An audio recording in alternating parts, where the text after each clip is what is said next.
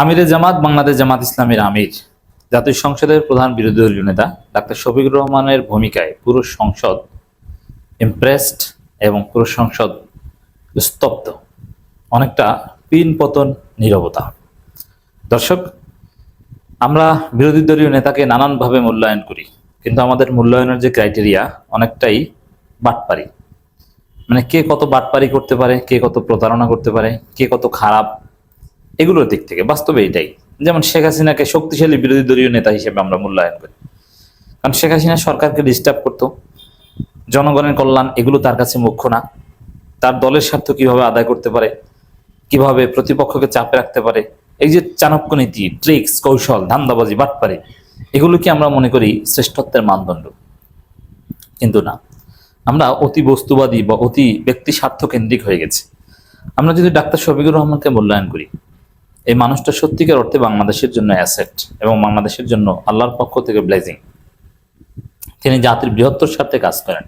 জামাত ইসলামীকে তিনি ক্ষমতায় নিতে পারবেন কি পারবেন না জানি না, বাট তিনি যে পদে এসেছেন, যে পর্যন্ত তিনি এসেছেন, মানুষের জন্য কিছু একটা করে যেতে যাচ্ছে, যেটা মানুষ মনে রাখবে।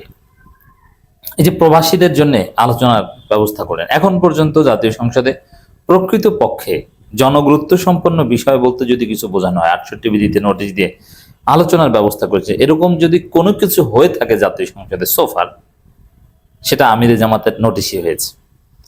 আমিরে জামাত যতটা জনগুরুত্বপূর্ণ বিষয়ে আলোচনায় টেবিলে আনতে পারেন বা আনেন, এত দরদ প্রকৃতপক্ষে জনগুরুত্বপূর্ণ বিষয় অন্য কেউ আনেন না। আমিরে জামাত ডিড দ্যাট, এবং কাজ হয়। আমিরে জামাতের উদ্যোগে কাজ হয়। সেই জ্বালানি তেল, জ্বালানি সংকট নিরসন মূলত এটা আমিরে জামাতেরই একটা অবদান ছিল, কারণ সরকার তো এটাকে কোনো সংকট হিসেবে স্বীকার করতো না, কিন্তু আমিরে জামাত এটাকে সংকট হিসেবে ট্রেস করে এই সংকট নিরসনের উদ্যোগ নিয়েছেন, এবং তিনি এখানে রাজনীতি করেন নাই। আমিরে জামাত সরকারকে দায়ী করেন নাই, তিনি নীরবে নিভৃতে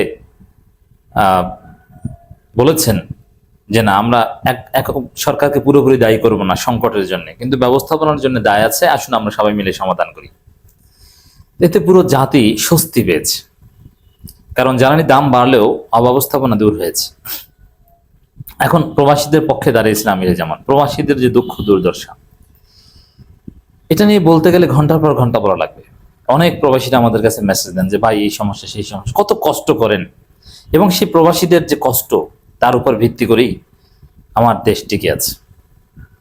গার্মেন্টস, অনেকটা গার্মেন্টস ব্যবসায় লাল বাতি জ্বলেছে, নানান ক্ষেত্রে সমস্যা, কিন্তু প্রবাসীরা, বিশেষ করে মধ্যপ্রাচ্যের প্রবাসীরা যে টাকা পাঠান, যে রেমিটেন্স পাঠান, তাতে ফরেন কারেন্সি রিজার্ভ মোটামুটি ঠিক আছে এবং দেশের অর্থনীতি সচল। আমার দেশের গ্রামে গঞ্জে বিভিন্ন জায়গায় মানুষ পড়াশোনা করতো না, তারা ডে লেবারার, জমিতে কাজ করত, এক খণ্ড জমি বিক্রি করে পরিবারের একজন সন্তানকে কোনো একটা দেশে পাঠিয়েছে, তারপরে সে সেখান থেকে টাকা পাঠিয়েছে কষ্ট করে। অসুস্থ হলে কারো কাছে বলতো না, পরিবারকে জানতে দিত না, কত অবমাননা লাঞ্ছনা সহ্য করেছে, তারপরে বাড়িতে টাকা পাঠিয়েছে। হ্যাঁ, ভালো অঙ্কের টাকা। দেশে থাকলে হয়তো সে পুরো মাস জুড়ে 7,000-8,000 টাকা ইনকাম করতো ডে লেবারার হিসেবে, অথবা দিন আনতো, দিন খেত, কিন্তু এখন সে মাসে 50,000 টাকা পাঠায়, 70,000 টাকা, 1 লাখ টাকাও কেউ কেউ পাঠাতে পারে। সেই টাকা দিয়ে বাড়িতে ছোট্ট একটা ঘর উঠানো হয়েছে, তার সন্তানরা পড়াশোনা করতে পেরেছে, এক পর্যায়ে শহরে যে পড়াশোনার সক্ষমতা অর্জন করতে পেরেছে, সেই পরিবার স্থায়ীভাবে স্বাবলম্বী হয়ে গেছে।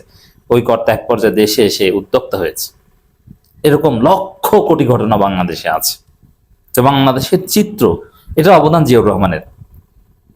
এই যে জিয়াউর রহমান সংবিধানে সর্বশক্তিমান আল্লাহর উপর পূর্ণ আস্থা ও বিশ্বাস ঢুকিয়েছেন, আরো নানান যে পঞ্চম সংশোধনীর কথা বলে, এগুলো কেন করেছেন জানেন? এগুলো বেসিক্যালি মধ্যপ্রাচ্যে আমাদের দেশে শ্রমিক রপ্তানির জন্য করেছেন। সৌদি আরব সহ বিভিন্ন দেশের স্বীকৃতি আদায় করেছেন, এবং বাংলাদেশের সংবিধান দেখে তারা যাতে মনে করে যে তাদের সম আদর্শের দেশ, অতএব এই দেশ থেকে প্রচুর পরিমাণে লোক নেই, এই কারণে জিয়াউর রহমান করেছেন। অর্থনীতি, এগুলোই হচ্ছে একটা সরকারের ক্ষমতায় টিকে থাকার মূল। যেমন শেখ মুজিবুর রহমান ক্ষমতায় এসে সেই পাকিস্তানের পরাজিত শক্তিদের সাথে আবার আপোষ করেছেন, সে ভুট্টোর সাথে আপোষ করেছেন, আবার পাকিস্তানে লাহোরে গিয়েছেন 74-এ, এটা কেন আবার ভুট্টোকে বাংলাদেশে এনেছেন? এটা কেন?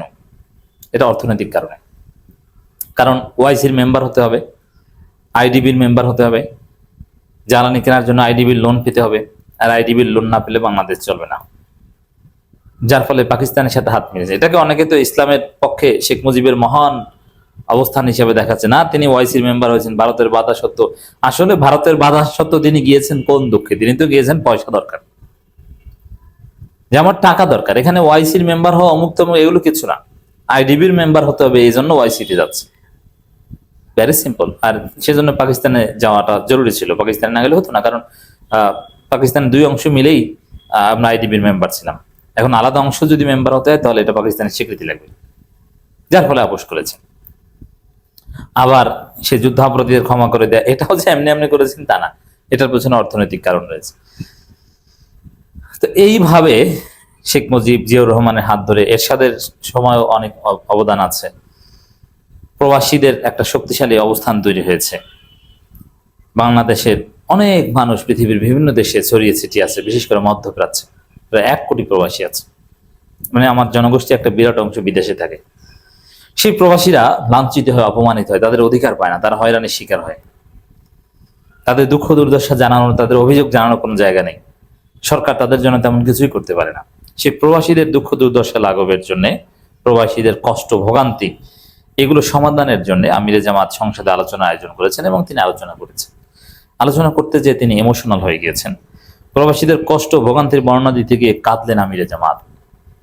আমিরে জামাতের যে কান্না সংসদে, এই কান্না পুরো সংসদের হৃদয় স্পর্শ করেছে। এবং বিএনপির এমপিরাও এখানে জোরালো বক্তব্য দিয়েছে, না, জামাতের আমির যেটা বলছেন এটা ঠিক। প্রবাসীদের দুঃখ দুর্দশা লাঘব করতে হবে, তাদের সমস্যা সমাধান করতে হবে, তাদের কোনো হয়রানি ভোগান্তি এগুলো হতে দেয়া যাবে না। তাদেরকে বিমানবন্দরে স্পেশাল প্রোটোকল দিতে হবে। অথচ তারাই সবচাইতে, আমরা তো এয়ারপোর্টে যখন চলাফেরা করি দেখুন আমরা ভালো সুযোগ সুবিধা পাই, কিন্তু প্রবাসীরা পায় না কেন? আমাদের চেয়ে তাদের অবদান বেশি, তারা পাবে। তাদের জন্য স্পেশাল প্রোটোকলের ব্যবস্থা করতে হবে এবং অ্যাটলিস্ট ভোগান্তি মুক্ত একটা পরিবেশ তৈরি করতে হবে। এখানে স্বরাষ্ট্রমন্ত্রী সালাউদ্দিন আহমেদ তিনিও আমির জামাতকে অ্যাপ্রিসিয়েট করতে বাধ্য হয়েছেন। বিরোধী দলের নেতা হিসেবে নয়, জাতীয় নেতা হিসেবে বক্তব্য রেখেছেন ডাক্তার শফিকুর রহমান। এই অ্যাপ্রিসিয়েশন সালাউদ্দিন আহমেদ করেছেন। সালাউদ্দিন আহমেদ হঠাৎ করে তার কি যেন হয়েছে। সালাউদ্দিন আহমেদ কপিবাস, ভালো কোনো ক্রিয়েটিভ বা স্মার্ট কোনো স্টুডেন্ট ছিলেন না।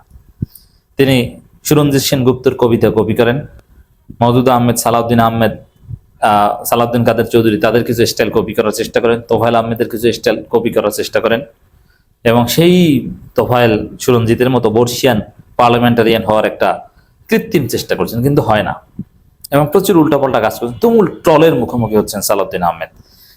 তিনি উর্দুতে ডিপ্লোমা আছে, আরবি ফার্সিও কুচকুচ জানি, মানে এইসব কথাবার্তা বলে আবার সওয়াবের উদ্দেশ্যে দাঁড়িয়েছি। এই পার্লামেন্টটাকে হাসি তামাশা একটা ফানের বিষয়ে পরিণত করেছেন সালাউদ্দিন আহমেদ। তিনি এমন ট্রলের মুখে পড়বেন, তার জীবন তামাতামা হয়ে যাবে। Just wait and C.